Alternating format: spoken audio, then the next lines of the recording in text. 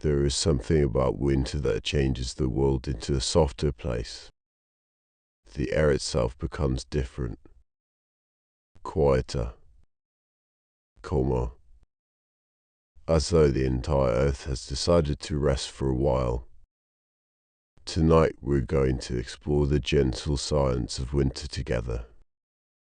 We'll move slowly through facts and feelings, through snow and silence, through the peaceful ways that nature settles down when the cold arrives. You don't need to remember any of this. You don't need to think too hard about anything at all. Just let the words wash over you like soft snowfall on a quiet evening. You are warm. You are safe. You are exactly where you need to be. And winter, in all its stillness, has so much to teach us about rest. Let's begin with something you may have noticed without quite understanding why. Winter feels quieter than other seasons. This isn't just your imagination. It's physics working in the gentlest possible way. When snow falls and settles on the ground, it creates millions upon millions of tiny air pockets. Each snowflake, as it lands, leaves space around itself. Space filled with air. These little pockets, invisible to your eye, do something remarkable. They trap sound. When sound waves travel through the air and meet a blanket of fresh snow, those waves enter all those tiny spaces between the snowflakes. The sound energy gets absorbed, softened, quieted down. It's as though the snow is wrapping the world in a thick, gentle blanket. And under that blanket, everything becomes more peaceful. This is why a snow-covered landscape feels so profoundly calm. The usual sounds of the world, the distant traffic, the wind against hard surfaces, the small noises of daily life, all of these become muffled, softened, hushed. The world doesn't disappear. It simply becomes quieter, more restful. Scientists measure this effect. They found that fresh, fluffy snow can absorb up to 60% of sound waves. Some types of snow, the very lightest and softest kinds, can absorb even more. But you don't need to think about percentages. You only need to imagine that quietness. Picture yourself standing outside on a night when snow has just fallen. The streetlights cast a soft glow.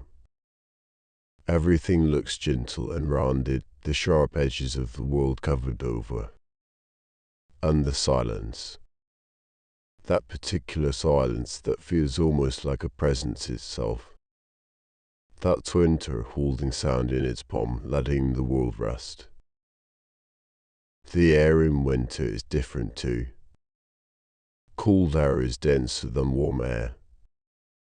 The molecules that make up the atmosphere, mostly nitrogen and oxygen, move more slowly when they're cold. In summer, in the heat, air molecules rush around quickly.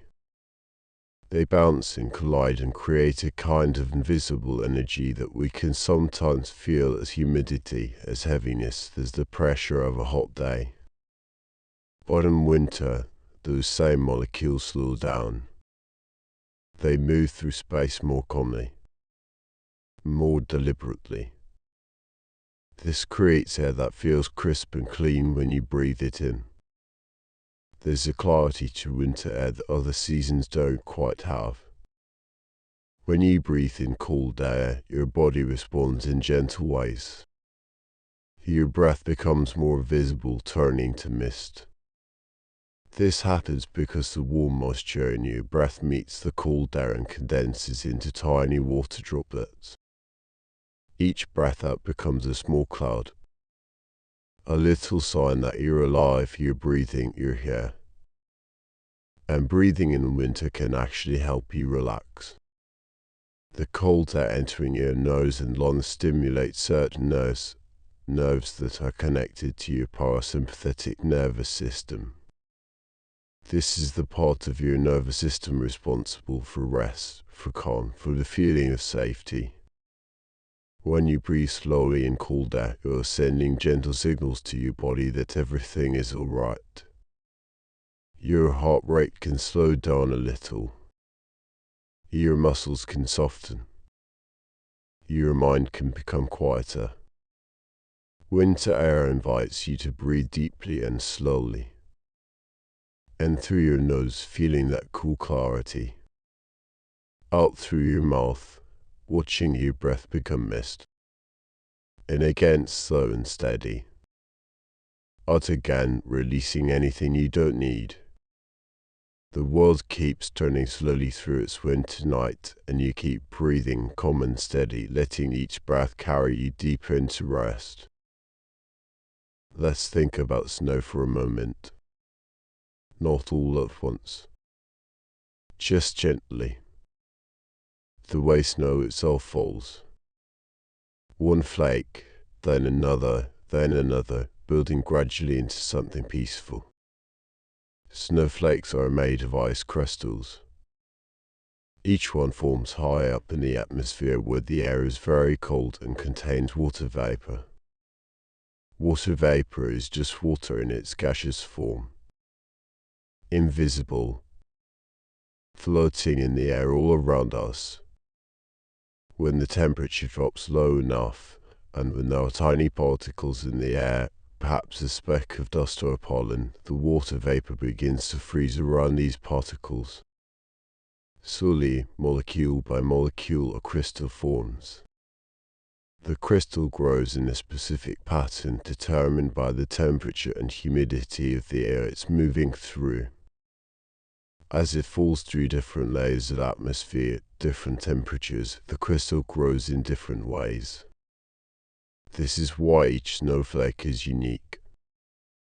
Because each one has traveled through slightly different conditions at slightly different times in slightly different ways. But they all share something in common. They all have 6 sides or 6 points. This happens because of the way water molecules naturally bond together when they freeze. The angle between hydrogen and oxygen atoms creates a hexagonal structure. Nature following its own quiet rules. Every snowflake, different in detail, but following the same fundamental pattern. 6 sides. 6 points. A small frozen star falling from the sky. When you watch snow fall, you're watching millions of these tiny ice crystals drifting down through the air. They don't fall quickly. They're light. They're carried by air currents. They spiral and float and take their time. A single snowflake might take an hour or more to reach the ground from the cloud where it formed. An hour of gentle falling. An hour of drifting through cold, quiet air. There's no rush. No urgency. Just the slow, inevitable journey downward until finally, softly, the snowflake lands. Maybe on the ground. Maybe on a tree branch. Maybe on a stone or a leaf or the surface of a frozen pond. And there it stays, joining billions of other snowflakes, creating that soft blanket we talked about earlier. That blanket that makes the world so quiet, so peaceful, so ready for rest. Winter nights are longer than summer nights. This is because of the way the Earth tilts as it moves around the sun. The Earth spins on an axis, an invisible line running through the North and South poles. But this axis isn't straight up and down. It's tilted, leaning at an angle of about 23.5 degrees. As the Earth orbits the Sun throughout the year, this tilt means that different parts of the planet receive different amounts of sunlight. In winter, In the northern hemisphere, the northern part of the Earth is tilted away from the sun. The sun appears low in the sky. Its light has to travel through more atmosphere to reach us. The days are shorter. The nights are longer. In the southern hemisphere, it's the opposite. The summer happens during the northern winter. But wherever winter is, the nights grow long. And there's something comforting about that. Something that makes sense in a deep, ancient way. Long winter nights are a time for rest, for slowing down, for staying warm inside while the cold world outside settles into darkness. Our bodies know this. Even now, with electric lights and heated homes, our bodies still carry the old rhythms. When nights are long, we often feel sleepy earlier. We want to rest more. We crave warmth and comfort and stillness. This is natural. This is your body responding to the season, just as it has for thousands and thousands of years. The darkness isn't something to fear. It's an invitation to rest, to sleep, to let the world turn quietly through its night while you drift into dreams. Winter nights are long enough for deep rest, long enough for your body to truly relax, long enough for healing and restoration and the kind of sleep that leaves you feeling genuinely rested. The sun will return in the morning, but for now, the night is here, long and quiet and peaceful, and you can surrender to it. You can let yourself sink into the darkness the way a snowflake sinks into a snowbank.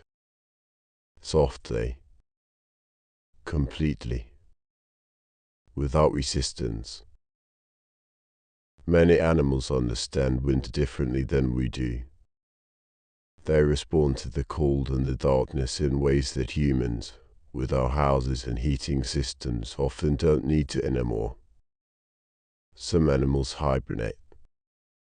Hibernation is one of nature's most remarkable adaptations. A way of surviving winter by essentially pausing life for a while. Think about a bear, somewhere in a den deep in the forest. As autumn turns to winter, the bear has been eating as much as possible. Berries, fish, nuts, anything it can find. It's building up fat stores, layers of energy that will sustain it through the months ahead. When winter truly arrives, the bear finds a den.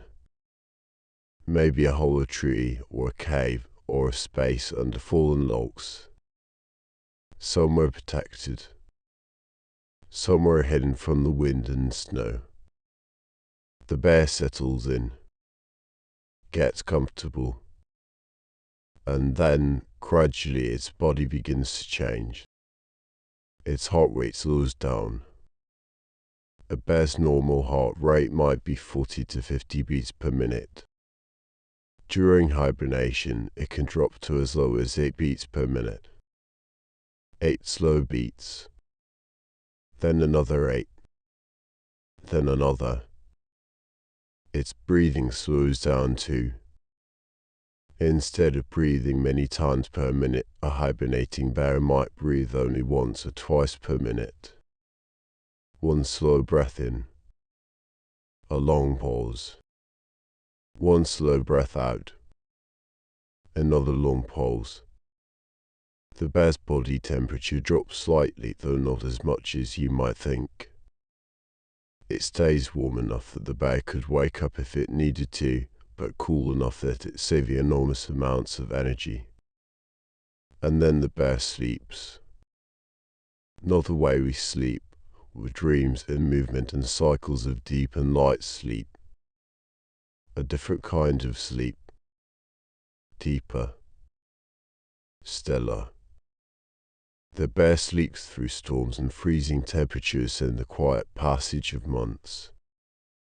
Its body lives off the fat it stored. Slowly, molecule by molecule, that fat is converted into energy. Just enough energy to keep the bear alive, but nothing extra. Nothing wasted. Months pass. The world outside cycles through snow and cold, and eventually, slowly, the first hints of spring. And when the time is right, the bear's body knows. It begins to wake up. The heart rate increases gradually. The breathing becomes more frequent. The body temperature rises. The bear stirs, shifts, opens its eyes. Winter is ending. It's time to rejoin the active world. But for all those months, the bear simply rested. Completely. Profoundly. In a way that allowed it to survive the hardest season. There is something deeply peaceful about the image. A bear warm in its den, breathing slowly, heart beating gently, while snow piles up outside and winter does what winter does. Complete surrender to rest. Complete trust in the body's ability to sustain itself through stillness. Other animals hibernate too, in their own ways. Ground squirrels curl up in underground burrows. Their body temperature can drop dramatically, sometimes close to freezing.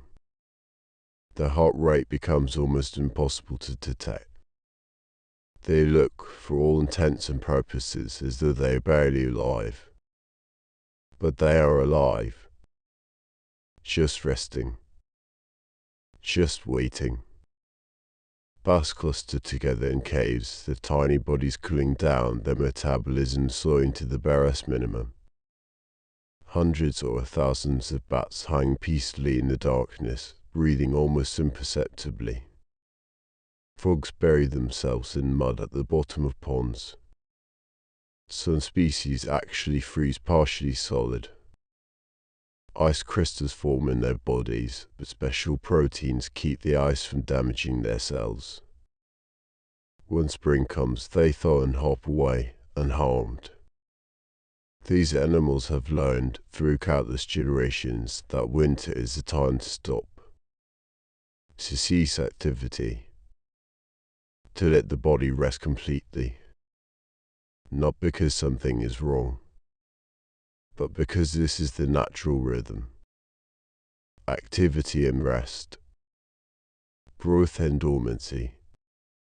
Summer and winter. Even if you're not hibernating, even if you're simply lying here listening to these words, you're participating in that same ancient rhythm. Rest is natural. Rest is necessary. Rest is what winter is for. Your body understands this, even if your mind sometimes forgets.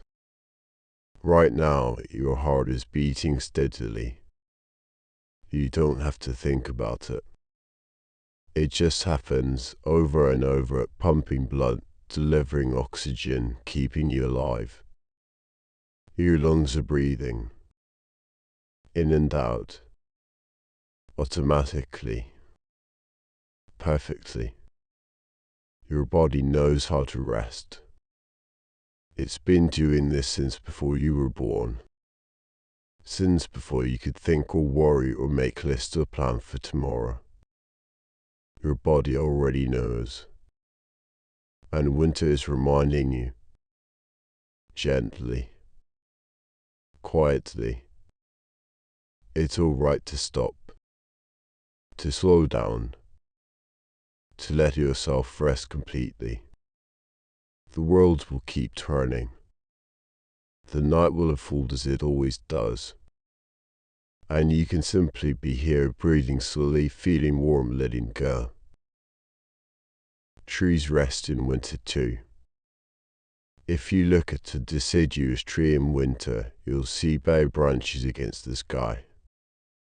No leaves. No flowers. just the skeleton of the tree, dark and still.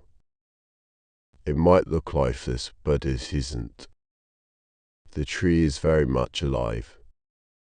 It's just resting. In spring and summer, trees are busy. Their leaves are photosynthesizing, turning sunlight into energy.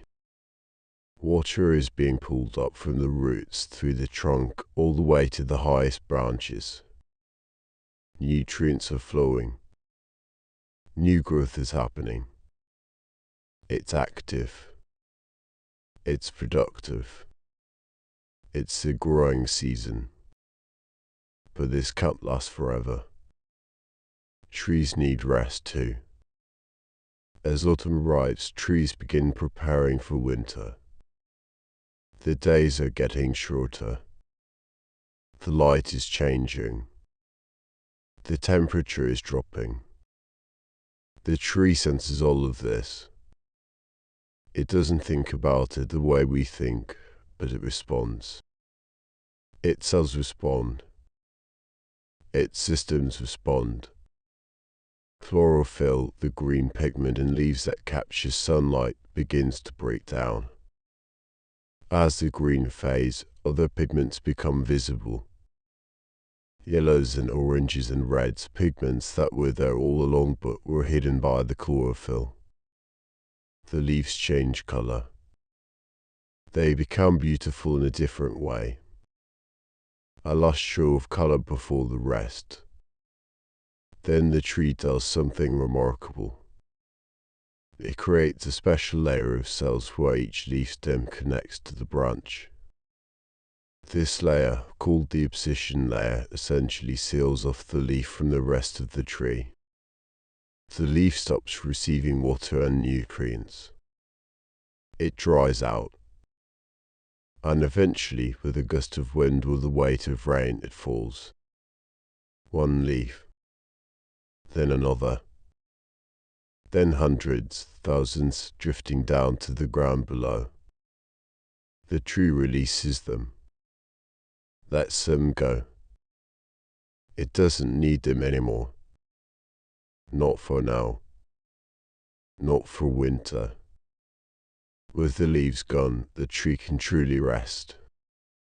It's no longer losing water through the leaves. It's no longer expending energy to maintain them. Its metabolism slows down. The movement of water and nutrients through the tree becomes minimal. Just enough to keep the tree alive, but nothing more. The tree stands bare and still, waiting.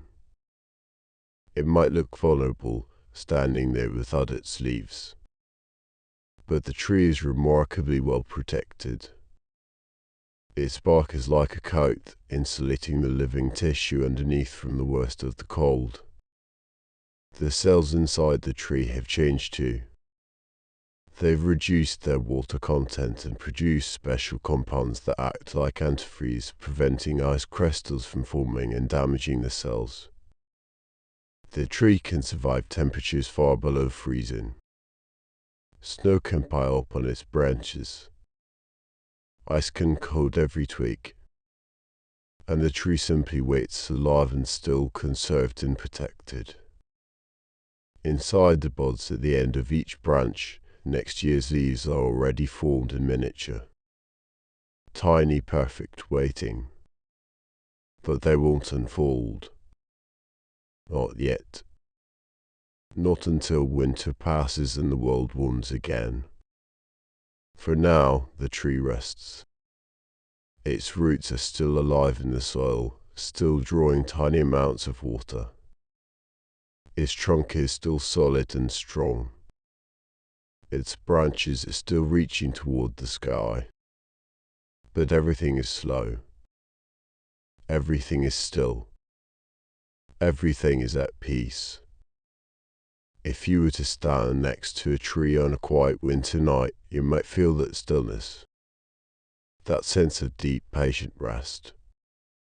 The tree isn't worried about when spring will come. It isn't impatient.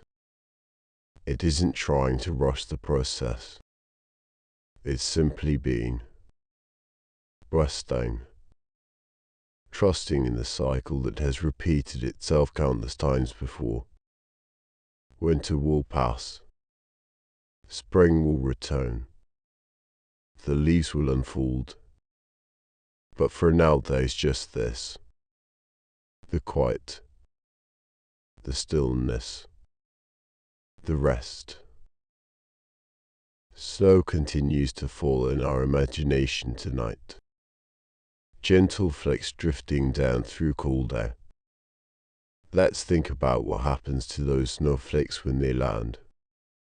When snow first covers the ground, it's light and fluffy. Those air pockets we talked about, the ones that absorb sand, make fresh snow remarkably airy. Fresh snow might be 90% air.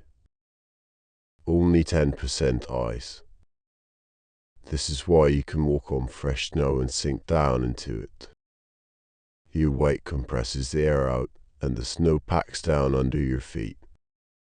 But even as you compress it, snow remains a good insulator. All that air, even compressed, helps trap warmth. This is why snow protects the ground underneath it. Even when the air temperature is far below freezing, the ground beneath a layer of snow can remain much warmer. Small animals know this instinctively. Mice and voles create tunnels and chambers in the space between the snow and the ground. They can move around, search for food, live their lives in this hidden world while the winter rages above. The snow layer protects them from wind, from extreme cold, from predators. It's like a soft, cold blanket that nevertheless keeps things underneath it safe and relatively warm. As winter progresses, snow changes. Depending on the temperature and conditions, snowflakes can bond together. They can partially melt and refreeze. They can transform from fluffy, star-shaped crystals into rounded grains of ice. This process is called sintering.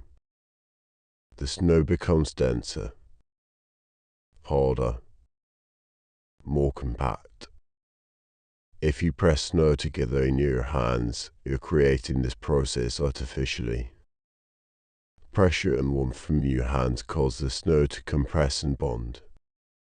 The snowflakes break and recrystallize into a more solid mass. This is how you make a snowball. This is how snow eventually becomes ice. But that transformation takes time. And in the meantime, snow is just snow. Soft and white and quiet. It covers the world in a layer of peace. It hides the sharp edges of rocks and roads. It softens the landscape into gentle curves and smooth surfaces. Everything becomes a little more dreamlike, a little less distinct. Under the snow, the earth rests. Seeds lie dormant in the soil. Roots wait patiently. Earthworms and beetles and countless tiny creatures slow their metabolisms and settle into winter rest. The snow covers them all, protects them all, lets them all sleep. And above the snow, the night continues. Stars shine in the clear, cool sky. The moon, if it's visible, casts a gentle light across the white landscape. Everything is still. Everything is quiet. Everything is exactly as it should be. Let's talk about ice for a moment. The way water becomes solid. The way liquid transforms into crystal. Water is a remarkable molecule. Two hydrogen atoms bonded to one oxygen atom. HO.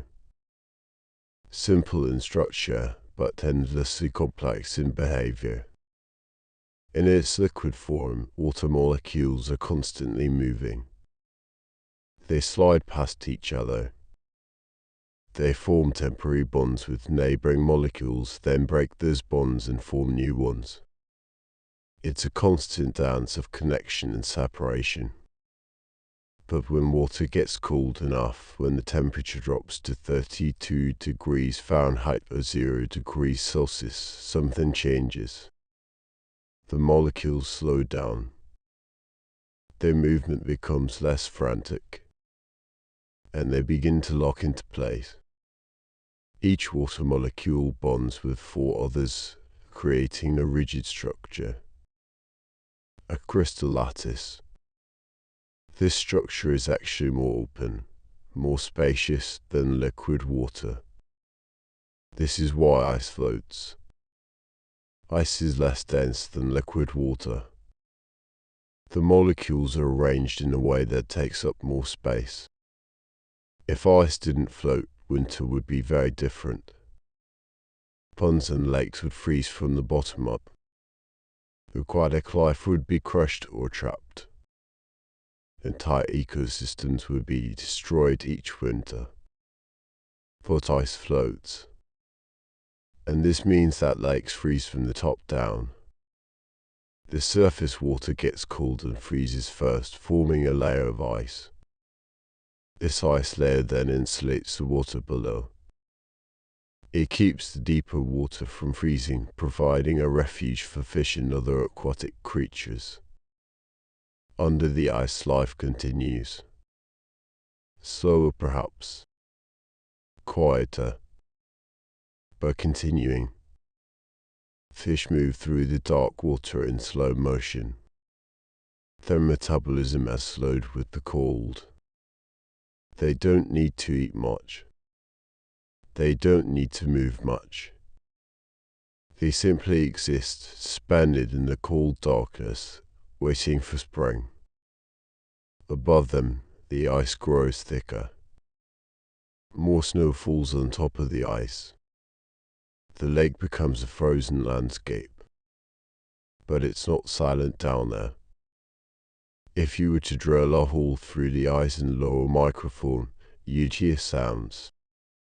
The creaking and cracking of ice as it expands and contracts with temperature changes. The movement of water underneath. Sometimes even the sounds of fish or other creatures. It's a hidden world. A winter world beneath the frozen surface. And it reminds us that rest doesn't mean absence. It doesn't mean nothing is happening. Rest means slowing down.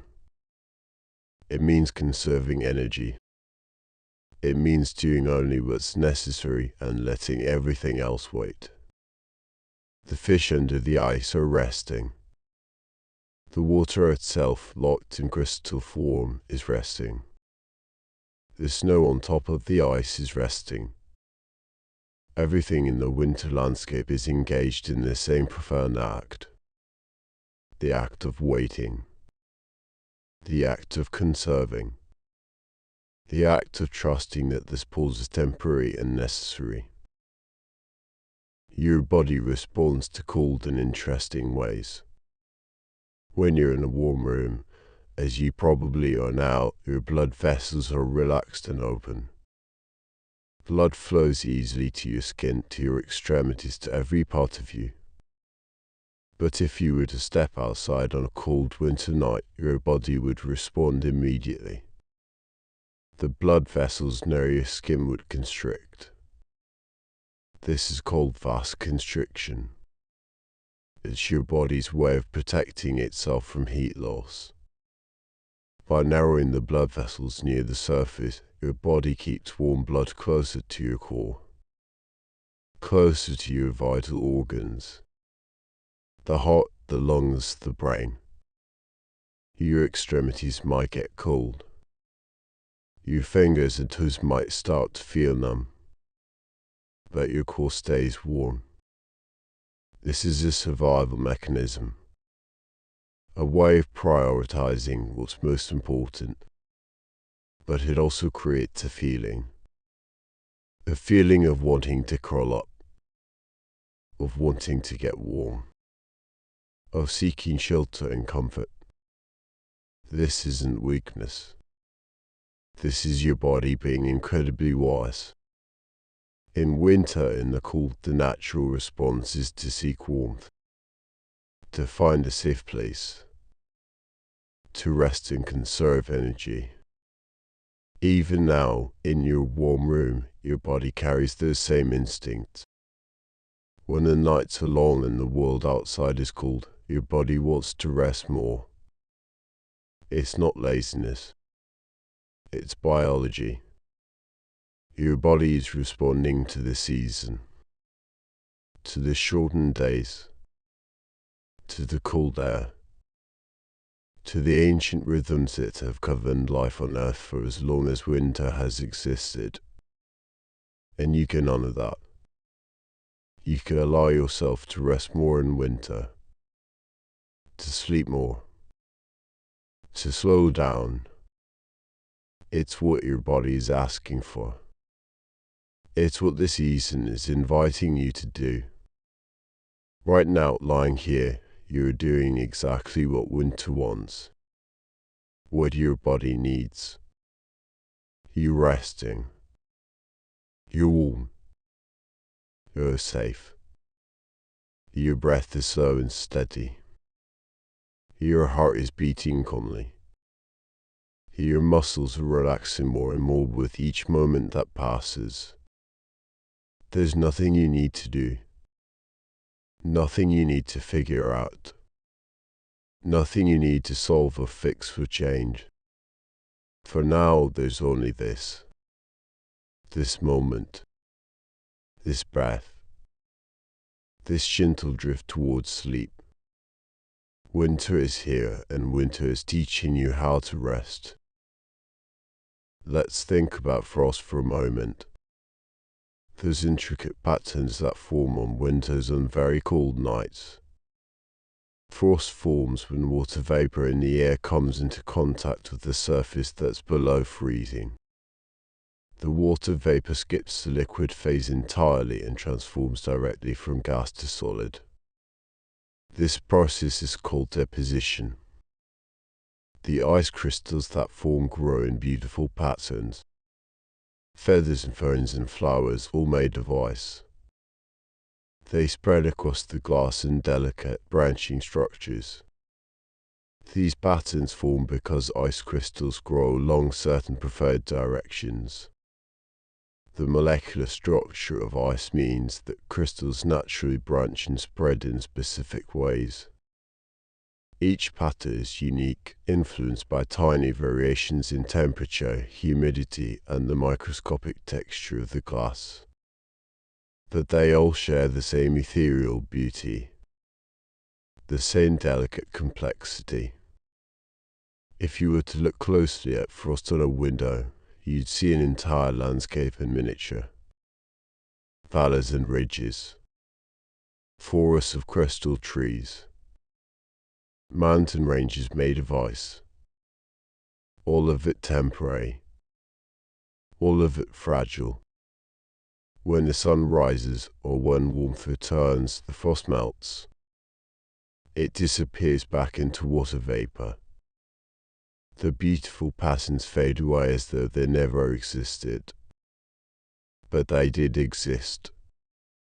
For a little while. In the cold and quiet of a winter night. There's something peaceful about that temporariness. That acceptance that beautiful things can be fleeting. Frost doesn't resist melting. It doesn't cling to the glass. When warmth arrives, it simply transforms back into water and evaporates away.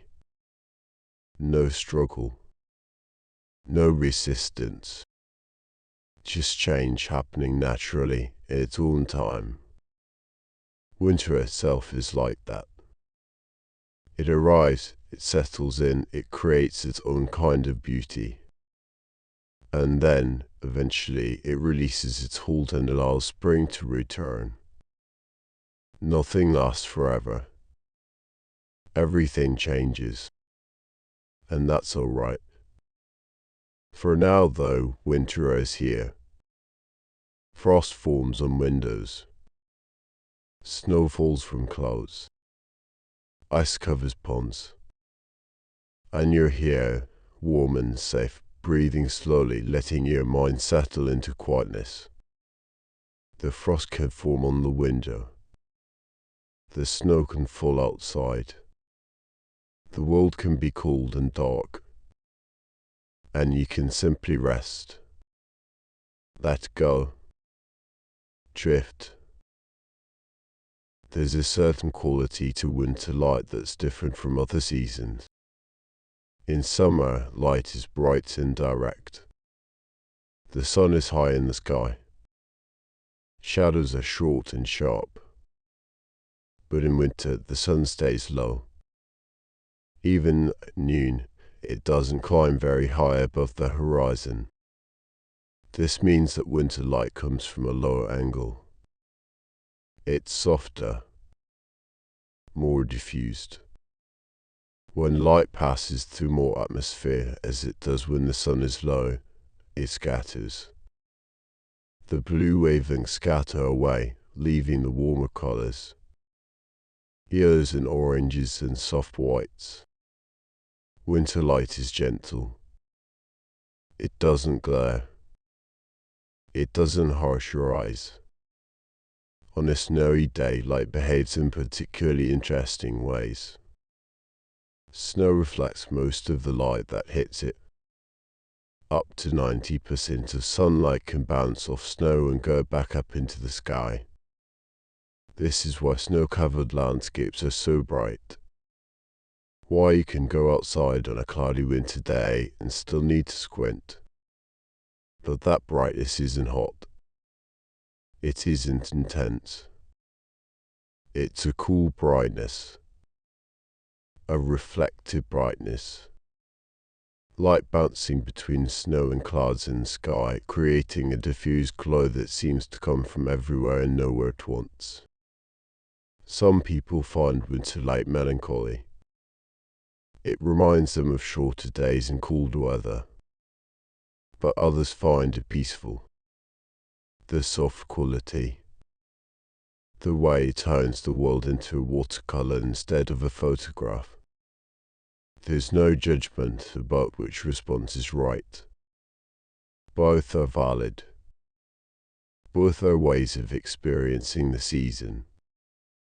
For our purposes tonight, let's think of winter light as gentle, as soft, as something that doesn't demand anything from you. Summer light says wake up, be active, do things. Winter light says it's alright to slow down. It's alright to rest. It's alright to exist quietly without producing or achieving or striving. Winter light gives you permission to just be. And in this moment, in this darkness, you don't even need light at all. You can close your eyes or keep them half open, gazing at nothing in particular. You can let the darkness be peaceful instead of frightening. Let it be a soft blanket instead of an empty void. Darkness is just the absence of light. It's not good or bad. It's not threatening or dangerous. It's just darkness. And in darkness, your body knows it's time to sleep. Your eyes don't have to work to see. Your brain doesn't have to process visual information. Everything can slow down even more. The darkness is your friend tonight. It's helping you rest. Helping you let go of the day. Helping you drift down into sleep. In winter, waterfalls slow down. Some of them even freeze. Imagine a waterfall in summer. Water rushing over rocks, falling through air, crushing into a pool below. The sound is loud and constant. The movement is powerful. But in winter, if it gets cold enough, something magical happens.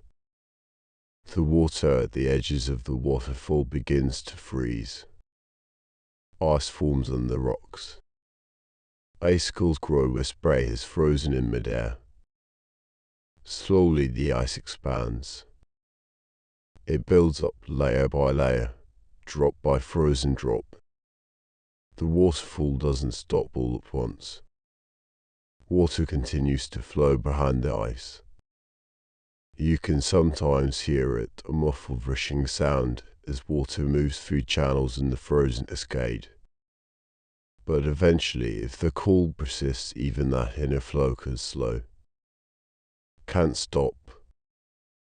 Can freeze solid. The waterfall becomes a sculpture of ice. A frozen moment. Movement turned to stillness. It's beautiful in a completely different way than the summer waterfall. Instead of power and sound, there's silence and structure. Instead of constant change, there's stability and form. The ice catches light. It glows blue and white. It creates shapes that seem intentional, almost artistic, but are really just the result of water in cold and time. And underneath, deep underneath, the stone that the waterfall usually rushes over is resting too, protected by ice, kept from erosion for a few months. When spring comes, the ice will melt. The water will flow again. The waterfall will return to its rushing, crashing, powerful self. But for now, in the depth of winter, the waterfall is still. A reminder that even the most powerful forces in nature need to rest sometimes. Even water, which seems like the essence of flow and movement, can stop, can freeze, can be still. And if water can do that, surely you can too. You can let movement stop. Let productivity pause. Let the constant flow of thoughts and plans and worries freeze for a while. You can be still. As still as a frozen waterfall. As quiet as snow. As peaceful as a winter night.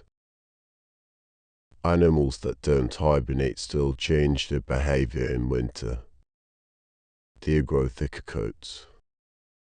Each hair becomes hollow, filled with air, creating extra insulation. They move less, conserving energy. They bed down in sheltered spots during the worst weather. Birds fluff up their feathers, creating air pockets that trap warmth. They tuck their heads under their wings when they sleep. They huddle together for shared warmth. Squirrels stay in their nests during storms, curled up tight, living off the food they stored during autumn.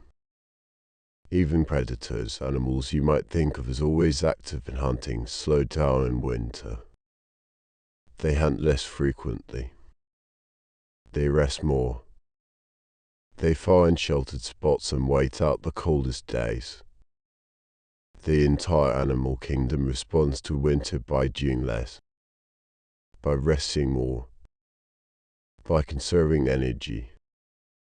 This isn't giving up. This isn't weakness. This is survival through wisdom. When resources are scarce and conditions are harsh, the smart thing to do is slow down. Use less energy. Wait. Humans used to do this too before modern life changed everything. In winter, our ancestors would stay inside more. They'd sleep longer. They'd do less work. They'd gather around fires and tell stories and rest. They didn't have electric lights to extend the day. They didn't have constant entertainment to distract themselves.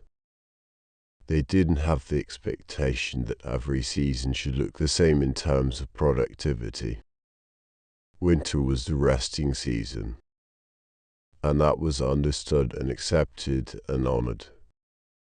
We've lost some of that in modern times. We expect ourselves to be just as productive in January as in July. just as energetic, just as active. But our bodies still carry those old rhythms, those old needs. And listening to those needs isn't regressing. It's wisdom. Your body wants to rest more in winter. It wants more sleep, more stillness, more quiet time. And you can give yourself that. You can honor those needs. You can recognize that different seasons call for different paces of life. Tonight, winter is inviting you to rest. Deeply. Completely. Without guilt or resistance. Just as the deer is bedding down in the forest. Just as the bird is tucking its head under its wing. Just as the bear is sleeping in its den. You too can rest. Can surrender to sleep. Can trust that this rest is exactly what you need. There's a phenomenon in winter called the temperature inversion. It happens when cold air gets trapped under warm air. Normally, the temperature decreases as you go higher in altitude. It's cooler at the top of a mountain than in the valley. But sometimes, in winter, especially in calm, clear conditions, the opposite happens. Cold air, being denser, sinks into valleys. It settles there like water settling into a basin. And warm air floats above it, creating a layer of warmth at altitude. This inversion can trap fog in valleys. It can create stunning visual effects where mountain peaks are clear and sunny while valleys below are wrapped in mist. It can also create incredible stillness. The cold air in the valley doesn't move much. It sits heavy and stable while the world above changes and shifts. In these conditions, sound behaves oddly. Sometimes you can hear things from miles away. Sometimes sounds seem to come from strange directions. The stable layers of air at different temperatures can refract sound waves, bending them, carrying them in unexpected ways. But mostly, in a temperature inversion in a winter valley, it's just quiet. Cool, still air. Fog, perhaps. Silence. It feels like the world is holding its breath. Waiting. Suspended between one state and another. These inversions can last for days. The cold air trapped in the valley. The warmth above unreachable.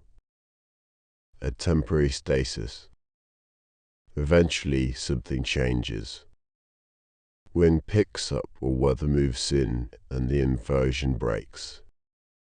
Air mixes again. Temperatures equalize. The world returns to its usual patterns. But while it lasts, the inversion creates a special kind of winter stillness. A pocket of cold, quiet air where time seems to move differently. You might feel like you're in your own kind of inversion right now. A pocket of still warmth in the midst of the night. The world outside continuing in its way. The room around you quiet and stable. You are suspended here. Between waking and sleeping. Between the activity of the day and the dreams of the night. And that's a peaceful place to be. Neither here nor there. Just floating. Just existing. Just being. The inversion will break eventually. Morning will come. You'll wake up and move back into the active world. But for now, you're in this pocket of peace. This quiet moment. This still space. And you can stay here as long as you need. Floating. suspended, at rest. Snow has different qualities depending on temperature and conditions. Fresh, fluffy snow that falls when it's very cold is sometimes called powder. Skiers love it. It's light and dry. Each snowflake is distinct. The crystals haven't bonded or melted or compressed. Powder snow is the quietest kind. Walking through it, you barely make a sound. Just a soft whisper as your feet sink down. When temperatures are closer to freezing, snow becomes wetter. The snowflakes are partially melted even as they fall. They stick together more easily. This is good snow for making snowballs and snowmen. The moisture helps it pack and bond. This snow is heavier, wetter. It muffles sound differently, not quite as effectively as powder, but still creating that characteristic winter quiet. If snow melts slightly and then refreezes, it can become crusty. A hard layer on top, softer snow underneath. Walking on crusty snow creates a different sound. A crunch. A breaking sound as your foot breaks through the crust. Snow can also become granular over time. The pointed edges of snowflakes break off or melt. The crystals become rounded, like grains of sugar. This kind of snow doesn't pack well. It's loose. It flows almost like sand. And in the very coldest conditions, when the air is extremely dry, snow can squeak when you walk on it. The frozen crystals rubbing against each other create a high-pitched sound. A squeaking that only happens when it's truly, deeply cold. Each type of snow is beautiful in its own way. Each has its own texture, its own sound, its own feel. But all of them share that essential quality of snow. That softness. That way of transforming the landscape. That ability to quiet the world down. Snow doesn't hurry. It falls at its own pace. It accumulates gradually. It transforms the world slowly, one flake at a time. There's no rushing. No urgency. Just the steady, patient accumulation of ice crystals settling onto the earth. And watching snow fall, or even just thinking about snow falling, can help quiet your mind in the same way. One thought settling. Then another. Then another. No rush. No pressure. Just thoughts drifting down and coming to rest, one after another, until your mind is covered in a soft blanket of quiet. Each thought landing softly. Each worry settling down. Each item on your mental to-do list gently covered over by the snow of sleep. Soon your mind will be a quiet, white landscape. Peaceful. Still. Empty in the best possible way. Nothing moving. Nothing urgent. Just silence and rest. The earth itself rests in winter. The soil, I mean. The ground beneath the snow. During spring and summer, soil is alive with activity. Worms are burrowing. Insects are crawling. Plant roots are growing. Microorganisms are breaking down organic matter at furious rates. The soil is warm. It's moist. It's a bustling ecosystem all its own. But in winter, especially in places where the ground freezes, all that activity slows down or stops. The soil freezes from the top down. Ice crystals form in the spaces between soil particles. The ground becomes hard, solid, almost like stone. This might seem destructive, but it's actually part of the natural cycle. The freeze-thaw process helps break down rocks into smaller particles. It helps incorporate organic matter deeper into the soil. It kills certain pests and diseases. Winter is hard on the soil in some ways, but it's also a time of rest and renewal. The organisms in the soil go dormant. Worms burrow deeper below the frost line.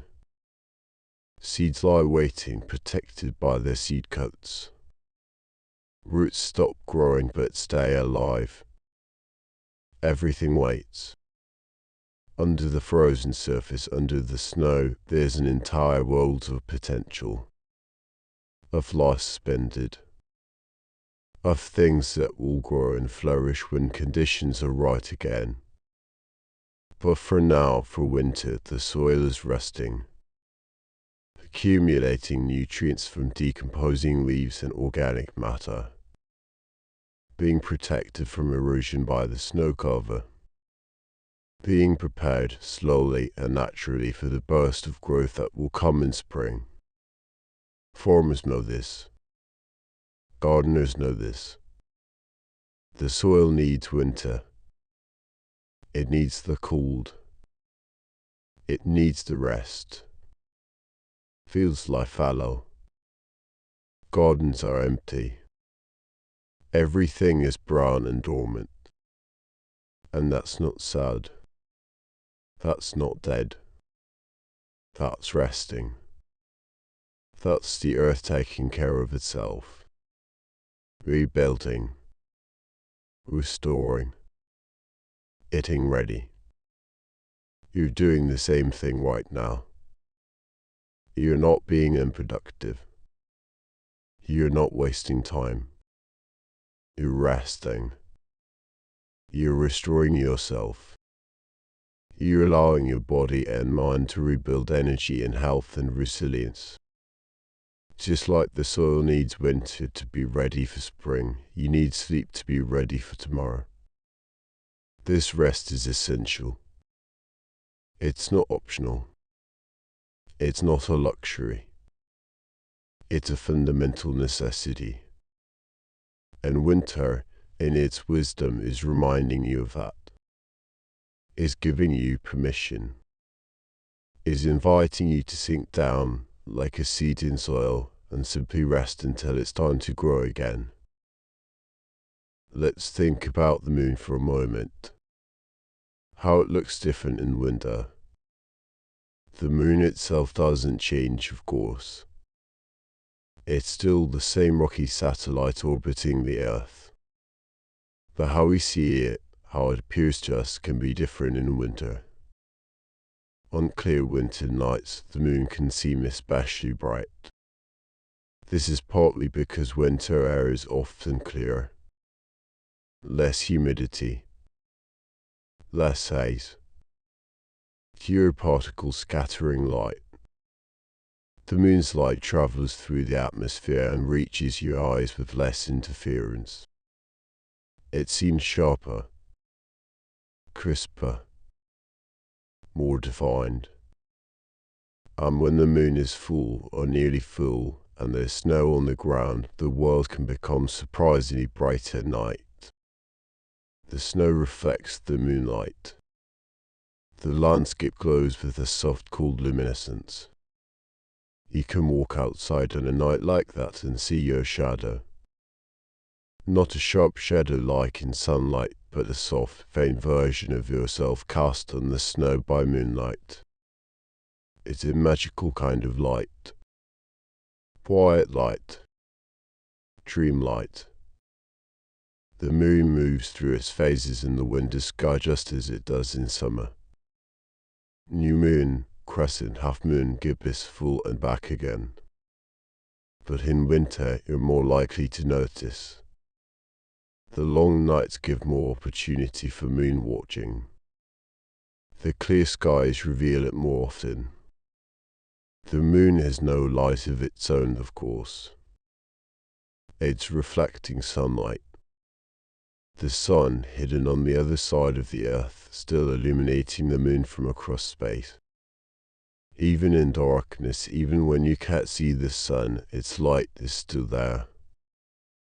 Reflected, softened, transformed into something gentler. The moon in winter is like a reminder that even when things seem dark, there's still light. It might be reflected light, indirect light, subtle light, but it's there. And you don't have to chase the light. You don't have to create it yourself. You can simply notice it, appreciate it, let it be what it is. The moon doesn't try to be as bright as the sun. It doesn't apologize for being a reflection instead of a source. It just shines softly through the night, keeping its slow orbit, waxing and waning, being exactly what it is. You can be like that too. You don't have to be bright and energetic and powerful all the time. Sometimes you can be soft, reflective, quiet.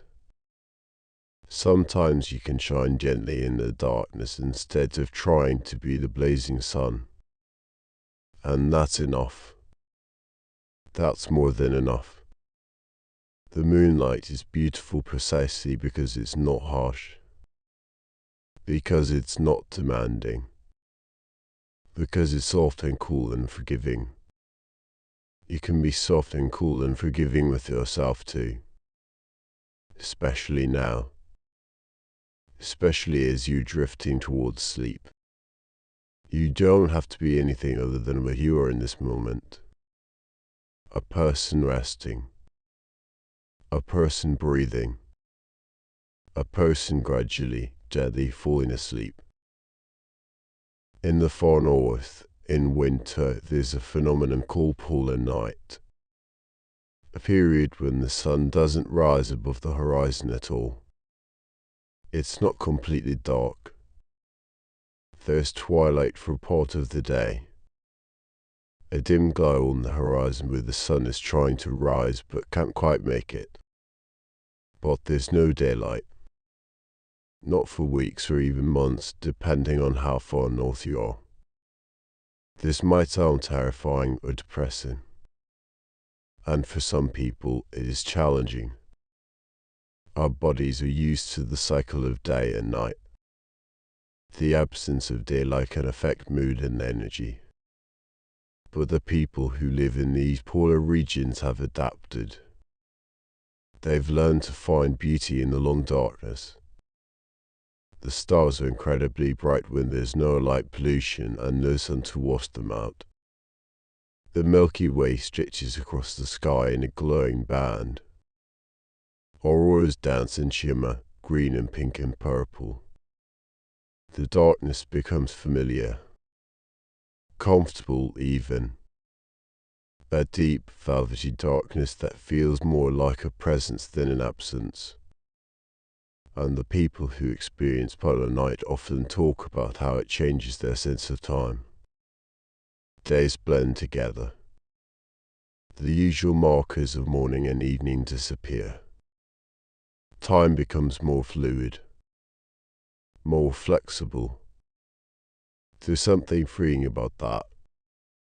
The rigid structure of day and night, which governs so much of life, loosens its grip. You can sleep when you're tired, wake when you're rested, eat when you're hungry. The tyranny of the clock becomes less absolute. Of course, modern life doesn't usually allow that freedom. We have schedules and commitments and expectations. But tonight, right now, you can imagine it. You can imagine time becoming fluid, becoming irrelevant. There's no clock you need to watch, no schedule you need to keep. No specific time you need to wake up. There is just now. This moment. This breath. This gradual descent into sleep. Time can stretch and slow and eventually disappear altogether as you sleep. Hours can pass in what feels like moments. Or moments can expand into what feels like hours. It doesn't matter. In sleep, time loses its meaning. You're in a polar night of your own consciousness, a place where the usual markers and measurements don't apply. And in that darkness, that timeless darkness, you can rest completely. You can let go of the need to track time or measure anything at all. You can just be. Just exist. Just sleep. Ice crystals in the atmosphere can create beautiful optical effects. Halos around the sun or moon. Pillars of light rising into the sky. Sundogs, bright spots that appear on either side of the sun. These phenomena happen when light passes through ice crystals suspended in cold air. The crystals act like tiny prisms, refracting and reflecting light in specific ways. The crystals need to be the right shape. Hexagonal columns or plates mostly. And they need to be oriented in specific ways as they drift through the air. When conditions are just right, when there are enough crystals in the right orientation, magic happens. Light bends. Colors separate. Halos form. These effects are most common in winter, when the air is cooled enough for ice crystals to form at low altitudes where we can see them. But they require perfect conditions. The right temperature. The right humidity. The right type of clouds or clear sky with just the right ice crystal presence. They're rare. Special. A gift from the geometry of ice and the physics of light. If you've ever seen a sundog or halo around the moon, you know how striking they are. How they make you stop and stare. How they feel almost unreal, like something from a painting rather than from nature. But they're completely natural. Completely explainable by science. Just ice and light interacting according to physical laws. The beauty emerges from simple things following their nature.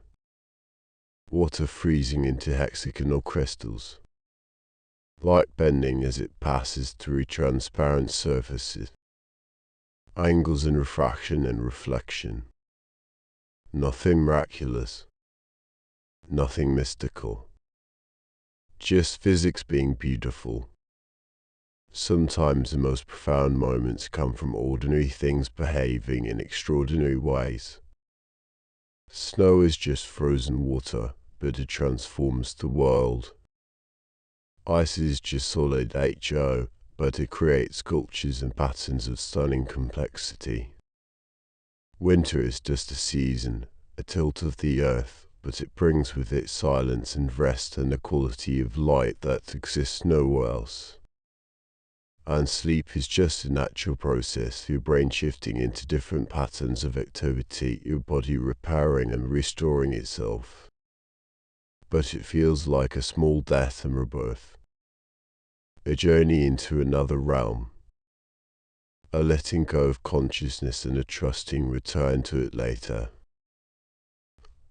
Ordinary things can be profound when you pay attention. When you slow down enough to really notice them. Right now, your breathing is ordinary. In, out. In, out. The most basic function of staying alive. But if you pay attention, it's also extraordinary. The way air enters your body and oxygen moves into your blood. The way your diaphragm contracts and relaxes involuntarily, perfectly, thousands of times a day. Your heartbeat is ordinary, just a muscle contracting, electricity moving through cells, valves opening and closing. But it's also extraordinary. The engine of your life, the rhythm that's been with you since before you were born and will stay with you until the very end. Ordinary and extraordinary, common and miraculous, both at once. Winter teaches this lesson. How something as simple as cold air and frozen water can create a world of such beauty and peace. And sleep teaches this lesson too. How something as ordinary as lying down and closing your eyes can transport you to dreams, can heal your body, can restore your mind. You don't have to do anything special. You don't have to try hard. You just have to allow it. Allow the ordinary magic of sleep to happen. Allow your breathing to slow. Allow your thoughts to drift. Allow yourself to let go. Some plants stay green all winter. Evergreen trees, obviously, but also small plants. Mosses. Some ferns. Certain ground covers. These plants have adapted to keep functioning, even if slowly, through the cold months. Their leaves or needles have special antifreeze compounds. They can photosynthesize even in weak winter light. They take advantage of every moment when conditions allow for growth, however minimal. They are hardy, persistent, patient. But even these plants slow down in winter. They don't grow much. They don't produce new leaves. They just maintain, staying alive, waiting for better conditions. They're like a pilot light on a stove. Not half, but not fully on either. Just a small flame keeping the potential alive. This is another form of winter rest. Not hibernation. Not dormancy. But a slowing down. A doing just enough and no more. Perhaps you felt like this sometimes. Not fully active, not fully resting. Just maintaining. Just getting through. Winter teaches that this is valid too. You don't always have to be at full capacity. You don't always have to be dormant, but you don't always have to be in full bloom either. Sometimes maintaining is enough. Sometimes just being here, still alive, still breathing, still continuing, is an achievement in itself. The moss under the snow isn't worried about not growing. It's not judging itself for not being more productive. It's just being moss, doing what moss does in winter, which is mostly just existing and staying green. That's enough. That's exactly right for this season. You can give yourself the same grace. You can acknowledge that different times call for different levels of energy and activity. Right now, tonight, this moment doesn't call for anything from you. No productivity. No achievement. No growth or change or improvement. It calls only for rest. For letting go. For allowing sleep to come in its own time. You're like the moss under the snow. Still alive. Still here. But resting. Conserved. Peaceful. And that's perfect. That's exactly what this moment needs. Winter weather can be harsh, but it can also be incredibly gentle. Yes, there are blizzards and ice storms and dangerous cold. Winter can be brutal when it wants to be. But winter can also be soft. Quiet snowfall. Calm, clear nights. Days where the temperature is just cold enough to be crisp but not uncomfortable. Where the sky is blue and the sun, though low, is bright. These gentle winter days are precious. They feel like a gift. The season showing its softer side. On days like these, winter feels less like an adversary and more like a friend. Something to appreciate rather than endure. The cold air feels refreshing instead of biting. The snow looks beautiful instead of burdensome. The quiet feels peaceful instead of isolating. Winter contains all of this. The harsh and the gentle. The challenging and the beautiful. The dangerous and the peaceful. Just like life itself contains all of these dualities. But tonight we're choosing to focus on the gentle, the beautiful, the peaceful. We're imagining the softest winter, the quietest snow, the calmest night. Not because the harsh parts don't exist, but because the gentle parts are just as real, just as true, just as worthy of our attention.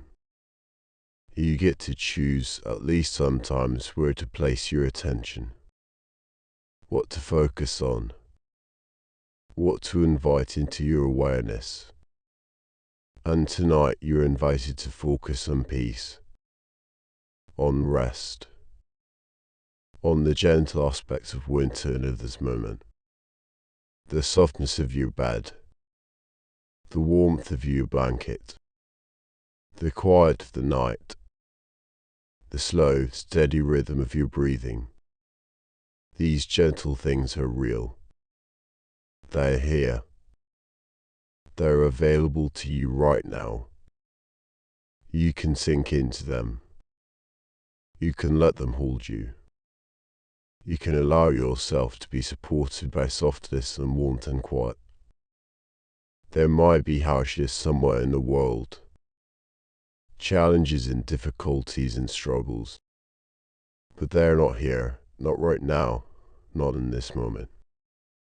Here, there's only gentleness, only calm, only the quiet invitation to rest. In winter, in many places, the quality of silence changes at night. Fewer insects means fewer nighttime sounds. No crickets chirping. No mosquitoes buzzing. Fewer birds means less early morning noise. The dawn chorus is absent or muted. Less human activity too often. People stay inside more. Streets are quieter. And if there's snow on the ground absorbing sound, the silence becomes even more profound. This silence isn't empty. It's full. Full of peace. Full of stillness. Full of the particular quality of winter night. If you've ever been outside on a quiet winter night far from city noise, you know this silence. How it seems to have weight. How it feels almost tangible. You can hear your own heartbeat, your own breath. The tiny sounds your body makes, usually lost in the ambient noise of life. This silence can be startling at first.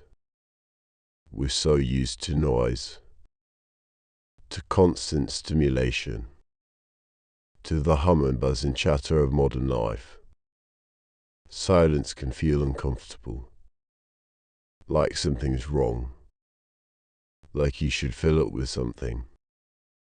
But if you stay with it, if you let yourself settle into the silence instead of resisting it, something shifts. The silence becomes companionable, peaceful, a presence rather than an absence. you realize that silence is rest for your ears, rest for your nervous system, rest for the part of your brain that's constantly processing auditory information. In silence, you can hear yourself think. Or even better, you can stop thinking quite so much. Without constant input, your thoughts can slow down, simplify, eventually quiet down too. Right now, in whatever room you're in, there's probably some level of quiet. Maybe not perfect silence. Maybe there are distant sounds, traffic, or wind, or the hum of electronics. But there's probably more quiet than noise. More stillness than activity. You can tune into that quiet.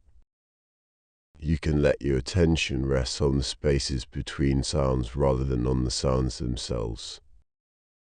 Listen to the quiet. Feel how it holds you. How it creates a space where rest is possible. Your mind can become as quiet as a winter night. Thoughts like distant sounds, present but not demanding attention. Drifting past like snowflakes. Each thought noticed briefly, then released. Falling away into the quiet. Becoming part of the stillness. Soon even the thoughts will slow. The gaps between them will grow longer. And you'll find yourself in a mental landscape as quiet as a snow-covered field at midnight. Peaceful. Still. Empty in the most restful way possible. The coldest time of night usually is just before dawn. This might seem counterintuitive. You'd think midnight would be coldest, being the furthest point from the sun. But the earth and the air continue to radiate heat away throughout the night. They are cooling down, gradually losing the warmth they absorb during the day. This cooling process continues all through the night. And just before the sun rises, just before a new source of warmth appears, the temperature reaches its lowest point. The darkest hour, they say, is just before dawn. And the coldest too. But then the sun rises. Light returns. Warmth begins to build again. The cycle continues. There's something hopeful about that pattern. Even at the coldest, darkest moment, dawn is coming. The sun is about to return. You don't have to do anything to make this happen. You don't have to earn the sunrise or work for the warmth. It comes because that's what the earth does. It turns. It orbits. Day follows, night follows day. Inevitably. Reliably. Eternally. Right now, you're in your own kind of night. The night of this day, literally. But also metaphorically, perhaps. The quiet, dark space before sleep. And just as dawn will come without your effort, sleep will come too. You don't have to force it. You don't have to try too hard. You just have to wait. Rest. Be patient. Allow the natural process to unfold. Your body knows how to sleep. It's been doing this your entire life. Every night, with rare exceptions, you've fallen asleep and then woken up again. This night will be the same. Sleep will come. You drift off. And then hours from now, you wake again. Refreshed, hopefully. Restored. Ready for a new day. But that's future's concern. Right now you're here. In the quiet. In the dark. In the stillness before sleep. and you can trust the process. Trust your body. Trust that sleep, like dawn, will come in its own time. You don't have to chase it. You just have to stop running from it. Stop resisting it. Stop trying so hard. Just rest. Just breathe. Just be here, warm and safe and still. Let the night hold you. Let the darkness comfort you. Let the quiet seep into your bones. And when sleep comes, and it will come, let it take you gently down into its peaceful depths. There are winter storms that are dangerous, certainly. But there are also gentle snowfalls that last for hours, days even, with no wind. Just steady, calm snow falling from a grey sky. These snowfalls transform the world gradually. An inch. Then 2 inches. Then 6. But so slowly that you barely notice it happening. You look out the window and there's a little more snow than before.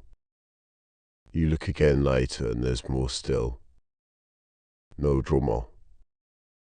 No sudden change. Just steady, peaceful accumulation. By morning or by evening, whenever the snow stops, the world is transformed. But it happens so quietly, so gradually, that the transformation feels gentle instead of shocking. This is how sleep can come to. Not as a sudden switch on and off, but as a gradual transition. You're awake but a little drowsy, then drowsier. Then your thoughts start to drift. Then you're not quite sure if you're awake or asleep. Then you're dreaming but still sort of aware. Then you're fully asleep, deeply asleep, and the waking world has faded away completely. The transformation happens gradually, gently, like snow accumulating, one moment flowing into the next. Wakefulness giving way to drowsiness, giving way to sleep. You don't have to mark the exact moment. You don't have to notice when it happens. You can just let it happen, natural and easy as snow falling from the sky. Right now, you're somewhere in that gradual transition. Maybe still mostly awake. Maybe already quite drowsy. Maybe drifting in and out. Wherever you are, it's perfect. It's exactly where you should be at this exact moment. And the next moment will take care of itself. And the moment after that. You don't have to worry about whether you're asleep yet. You don't have to check. You don't have to try. Just keep resting. Keep breathing. Keep allowing. Sleep is already on its way. It's already beginning to happen. Like snow already falling, even if you haven't noticed it yet. The accumulation of rest. The gradual transformation from waking to sleeping. It's happening now. Quietly. Gently. Perfectly. In a winter forest, trees stand bare, but they are not alone. They're connected underground by vast networks of roots and fungus. These networks, called mycorrhizal networks, link tree to tree. They allow trees to share nutrients, to communicate in a sense, to support each other. A tree that's in a sunny spot, making lots of food through photosynthesis, can share excess nutrients through the network. A tree that's shaded, or young, or struggling can receive support. Forest is not a collection of individuals competing. It's a community. connected, interdependent, supporting each other through the difficult seasons. In winter, when growth has stopped and resources are scarce, this network still exists, still functions, still connects. The trees rest, yes, but they rest together, united by invisible connections that run through the dark soil beneath the snow. You are connected to even when you feel alone, even in the quiet and dark of night, even when you're resting and separate from the bustle of the day. You are part of networks of relationship and care, family, friends, community. Even if they are not physically present, the connections remain. And beyond human connections, you are part of larger networks, part of the ecosystem of life on Earth, part of the universe itself, made of atoms that were forged in stars billions of years ago. You are connected to everything, to everyone, by invisible threads of relationship and shared existence. So even in your rest, even in your solitary sleep, you are not truly alone. You are held by connections, supported by the vast web of being. And you can rest easy knowing that. Knowing you're part of something larger. Knowing you're held and supported even when you're not aware of it. The trees sleep through winter, but they're still part of the forest. Still connected. Still belonging. You sleep tonight, but you're still part of the world. Still connected. Still belonging. Nothing is lost in sleep. No connections are severed. You're simply resting within the web, held safe, allowed to let go completely. Because the web holds you.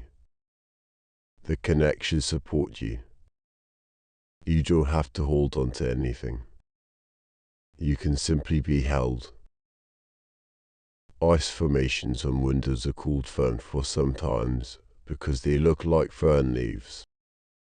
Delicate fronds spreading across the glass in intricate patterns. Other times they are called ice flowers because they bloom across the window like gardens of frozen petals. These formations happen when certain conditions align.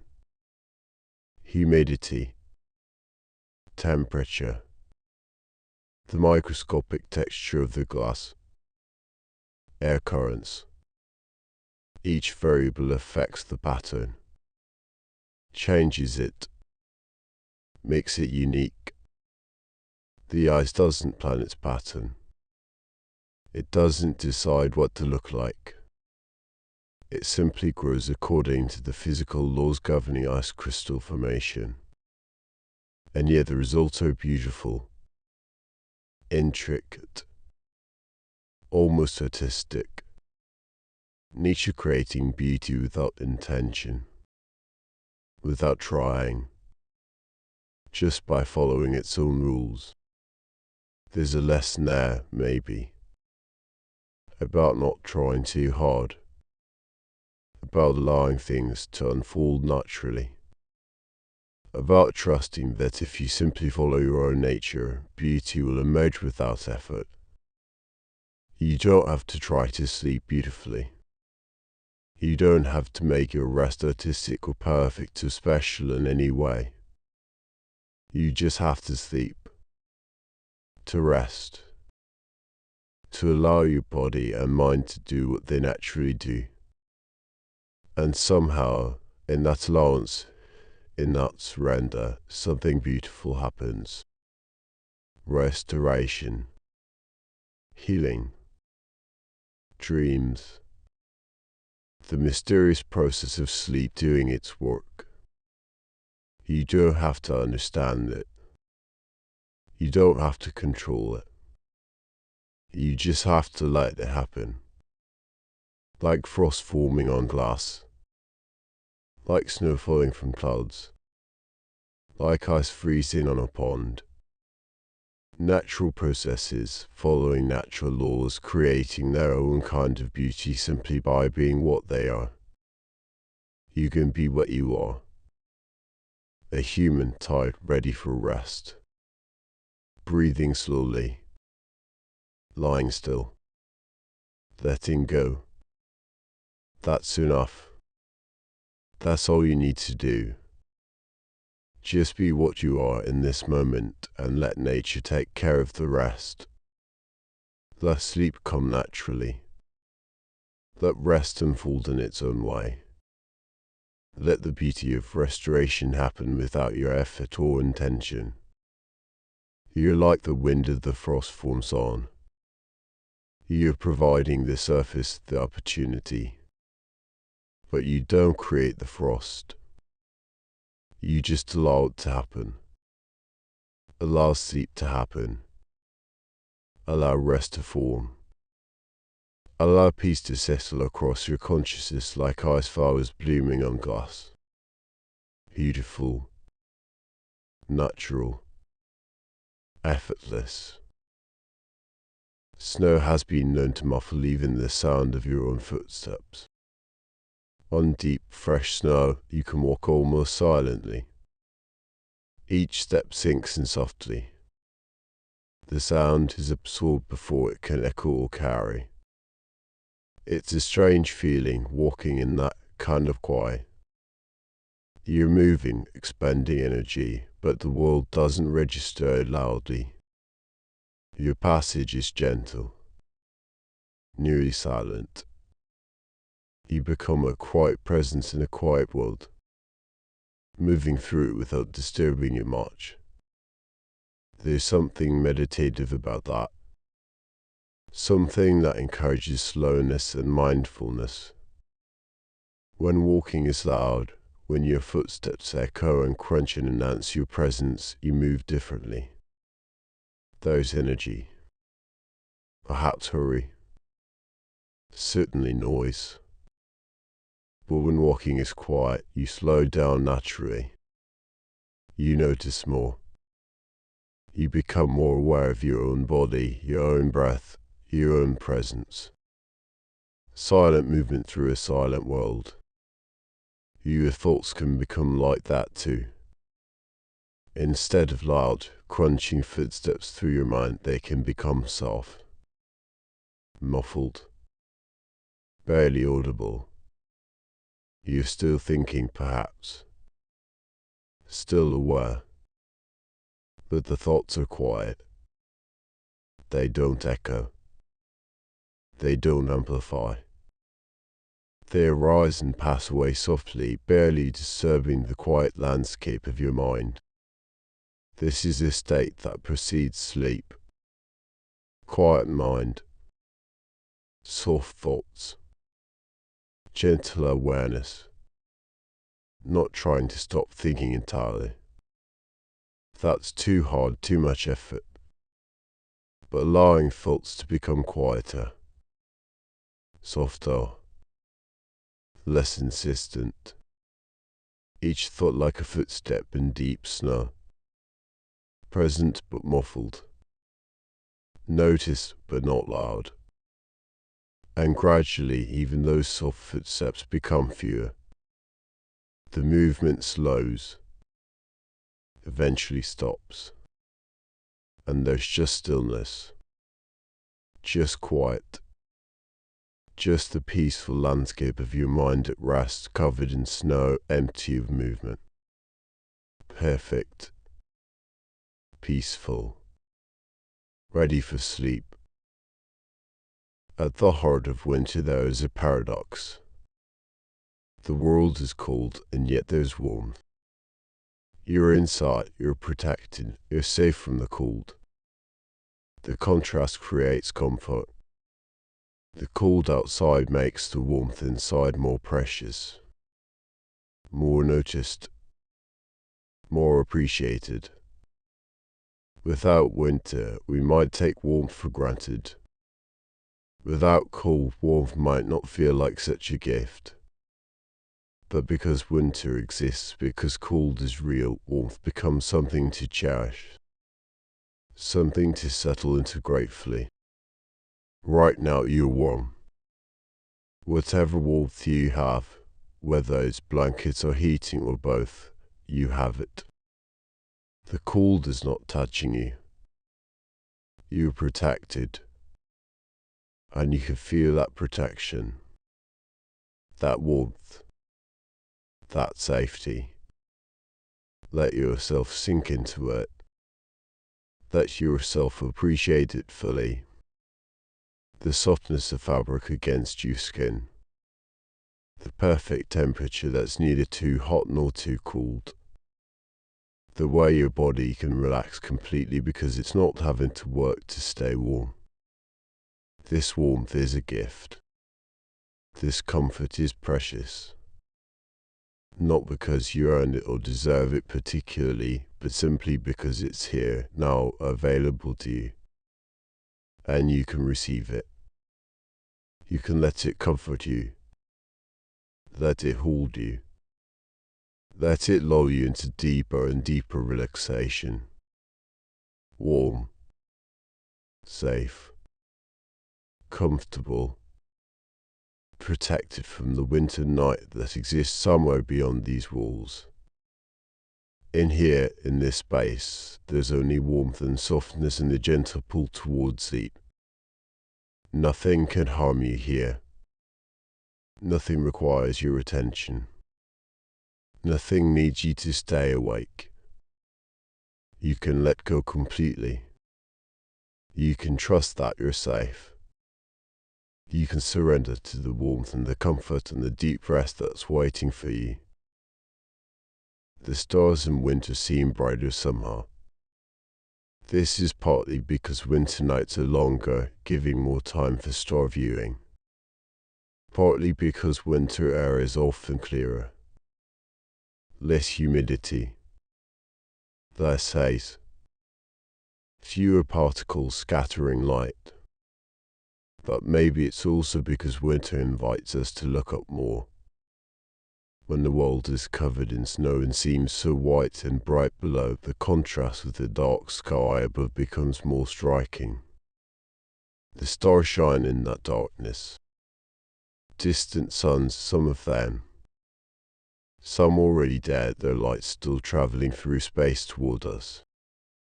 Looking at stars is looking backward in time. The light you see left those stars years, decades, centuries ago. Some of the stars you can see with your naked eye are hundreds of light years away. Their light has been traveling through space all that time. Through the vast, cold darkness. Across distances that are almost incomprehensible. And tonight, that light reaches your eyes. Completes its journey. Enters your awareness as a point of brightness in the night sky. There is something humbling about that. Something that puts your own life, your own worries, into perspective.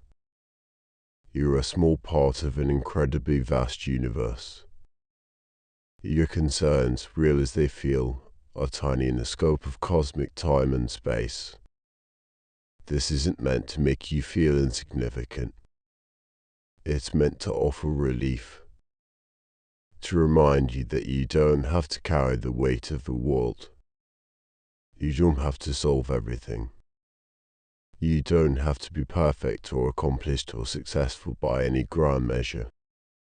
You can simply be a human on a planet under stars, breathing, existing, resting.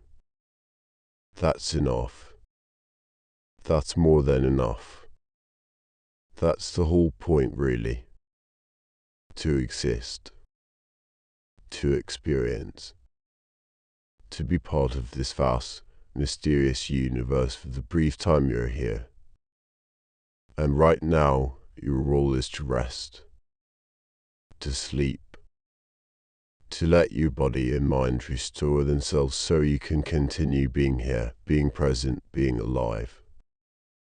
The stars will keep shining whether you're awake or asleep. The universe will continue its slow, majestic unfolding. The earth will keep turning, bringing dawn and then dusk and then dawn again. You don't have to do anything to make this happen. It happens whether you participate or not. So you can rest. You can let go.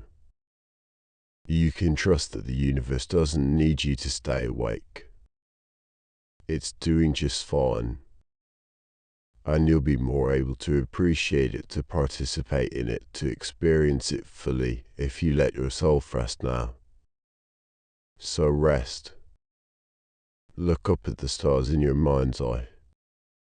Feel how vast and mysterious and beautiful everything is. And let yourself be small and peaceful and restful within that vastness. Let the universe hold you. Let the night cradle you. Let sleep come and carry you into dreams. Winter teaches patience because there's no rushing it. You can't make spring come faster. You can't skip over the cool months and arrive at warmth and flowers and green leaves. You have to go through winter, day by day, week by week, month by month. You have to experience the cold and the dark and the bare trees and the long nights. There's no shortcut, no fast forward button, just patience, endurance, acceptance, and perhaps that's a valuable lesson. Perhaps that's what winter is for. To teach us that some things simply take time. That some processes can't be rushed. Healing takes time. Growth takes time. Rest takes time. Sleep takes time too. You can't rush into it. You can't force it to happen faster than it naturally wants to. You have to be patient. You have to wait. You have to allow. This might feel frustrating sometimes. You might want to just be asleep already. You might wish you could skip this in-between state and wake up tomorrow morning fully rested. But you can't. You have to go through this. The gradual relaxation. The slow drift from waking to sleeping. The time it takes for your body and mind to settle. And that's alright. This time isn't wasted. This waiting isn't pointless. This is part of the process. This is necessary. This is rest beginning even before sleep fully arrives. Your body is already starting to restore itself. Your mind is already beginning to process the day. The work of rest has already begun. So you don't have to wait impatiently for sleep. You can rest impatiently. You can be at peace with this process. You can allow it to take however long it takes. Winter doesn't apologize for its length. It doesn't rush to become spring. It simply is winter for as long as it needs to be. You can be in this pre-sleep state for as long as you need to be. Without judgment. Without frustration. Just allowing. Just being. Patient. Peaceful. Trusting that sleep will come when it comes, and that's exactly when it should. There's a quality to winter mornings that's unique. The way the world looks when you wake up and there's fresh snow. Everything transformed overnight. Everything new. The familiar landscape made unfamiliar. Softened. Simplified. Made magical by a layer of white. It's like waking up in a different world. Even though you're in the same place, it looks different, feels different. The possibilities seem different. Snow has covered all the usual details, the sharp edges, the worn paths, the familiar markers. Everything is smooth and rounded and new. There's hope in that. Renewal. The sense that things can change. That transformation is possible. That what was ordinary yesterday can be beautiful today. And all it took was snow falling while you slept. Change happening while you rested. Transformation occurring without your effort or awareness. That's what sleep does for you too. While you rest, while you're unconscious and unaware, your body is working, healing, restoring, consolidating memories, processing emotions, clearing waste products from your brain. All of this happens without you knowing about it, without you doing anything, just by sleeping. You wake up and you're different. Subtly. You might not even notice, but you're more rested, more restored, more ready for the day. Sleep transforms you the way snow transforms the landscape. Gently, completely, covering over the wear and tear of yesterday, making you new again. This is the gift of sleep. This is why rest is so important. Why your body needs it. Why you deserve it. Not as a reward. Not as something you have to earn, but as a fundamental part of being human. Being alive. Just as winter returns every year, reliable and necessary, sleep returns every night. Reliable and necessary. And tonight is no different. Sleep is coming. Transformation is waiting. By morning you'll be renewed. But that's tomorrow's gift. Right now there's only this. This moment of rest. This breath. This gentle drift. You don't have to think about tomorrow. You don't have to imagine waking up. You only have to be here now. Resting. Breathing. Allowing. Trusting that the transformation will happen while you sleep. That you'll wake up renewed just as you have every morning of your life. The snow falls silently while the world sleeps. And you'll rest silently while your body works its quiet magic. Nothing dramatic. Nothing you have to witness or participate in. Just natural processes following their course, making you whole again. Rest. Trust. Sleep. In the deepest parts of winter, some people celebrate the solstice. The shortest day. The longest night. It might seem strange to celebrate the darkest time. Why mark the moment when there's less light than any other day of the year? But the celebration isn't about the darkness itself. It's about what comes after. Because after the solstice, the days begin to lengthen again. Slowly. Gradually. But definitely. The worst is over. Winter will continue for months still, but the turn has been made. The light is returning. There's hope in that. Optimism. The knowledge that even the darkest night eventually gives way to longer days. This is true metaphorically too. Whatever darkness you're experiencing in life, it won't last forever. Things change. Seasons turn. Light returns.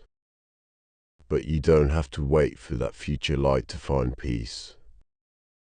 You can find peace in the darkness itself, in the longest night, in the depth of winter. Because darkness isn't the enemy. Darkness is where rest happens. Darkness is where sleep comes. Darkness is necessary and natural and good. Without darkness, you couldn't sleep. Without night, there'd be no rest. Without winter, nature couldn't restore itself for spring. So the darkness serves a purpose. The long night is a gift. The deep winter is exactly what's needed. And you can rest in that knowledge. You can be at peace with the darkness around you and within you. You can trust that it's not permanent, but also that it's not bad. It's just darkness. Just night. Just winter. Doing what it does. Providing space for rest. For restoration. For the quiet work of healing that can only happen when the noise and light of day have faded. Tonight is your longest night. Your deepest rest. Your winter solstice of consciousness. And you can celebrate it by surrendering to it. By allowing yourself to sink fully into the darkness. By trusting that the light will return, but that for now this darkness is exactly where you need to be. Rest deeply. Sleep completely. Trust the night to hold you safely until morning. The solstice passes. The seasons turn. And you, having rested well, will be ready for whatever light tomorrow brings. But that's not now. Now is for darkness. For sleep. For peace. Snowflakes land on your eyelashes when you're outside in falling snow. Tiny crystals catching on the hairs, melting from the warmth of your skin. If you blink, they're gone. If you stay very still, they might linger for a moment. Delicate. Temporary. Almost not there at all. It's one of the small, intimate moments of winter. Snow touching your face. Cold against warm. Temporary against permanent. The sky coming down to meet you personally. Your eyelashes can feel heavy when you are tired. Like they want to stay closed. Like the effort of keeping your eyes open is too much. That's your body telling you something. Telling you it's time to rest. Time to stop looking. Time to let your eyes close and stay closed. You can listen to that. You can honor what your body is asking for. You can let your eyelashes be heavy. Let your eyes close. Let the world disappear from view. You don't need to see right now. There's nothing you need to look at. Nothing you need to observe or monitor or watch. You can let the darkness behind your closed eyes be enough. You can let that be your whole world for now. Darkness and warmth and the sensation of breathing. That's all you need. That's your entire universe at this moment. Everything else can fade away. Every other concern. Every other thought. Every other thing you need to do or remember or think about. It can all fade like snowflakes melting on warm skin. Here for a moment, then gone. Temporary. Unimportant. What's important is rest. is letting go, is allowing your body to do what it needs to do. Your eyes are closed or nearly closed. Your breathing is slow. Your body is still. Your mind is quiet. You are so close now, so close to sleep, so close to that final letting go. And you can take that last step. You can release your hold on wakefulness. You can stop trying to be present and just drift away. Into dreams. Into darkness. Into the deep, restorative rest that's been waiting for you all along. Let the snowflakes melt. Let your eyes close. Let yourself fall gently, softly, completely. Winter wraps the world in quiet. Layer by layer. Snowfall by snowfall. One peaceful moment after another.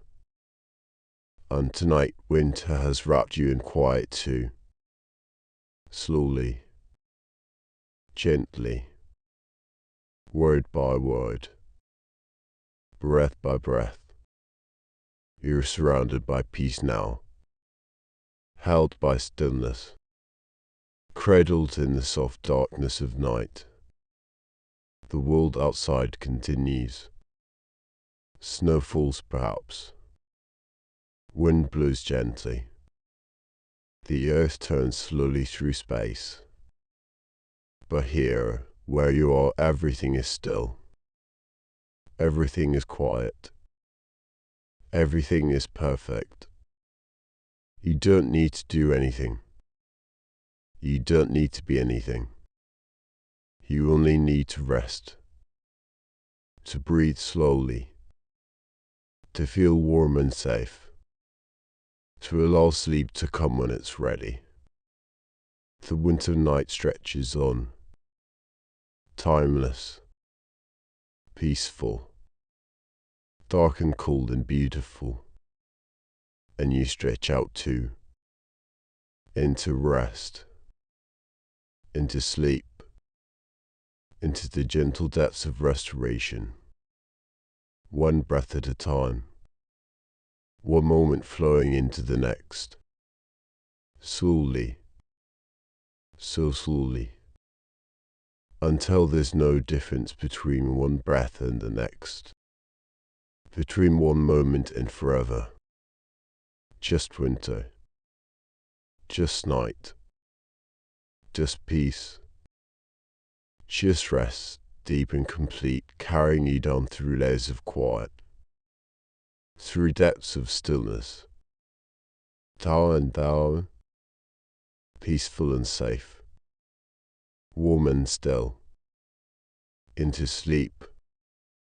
Into dreams. Into the infinite gentle quiet of winter rest. The snow keeps falling. So gently. So slowly. Covering everything. Making the world soft and new.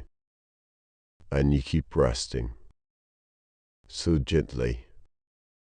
So completely. Letting everything go. Becoming soft and new yourself. Restored by darkness. Healed by stillness. Made whole by sleep. The winter night holds you. The quiet keeps you safe. And you rest. Simply. Completely. Peacefully. As you were always meant to do.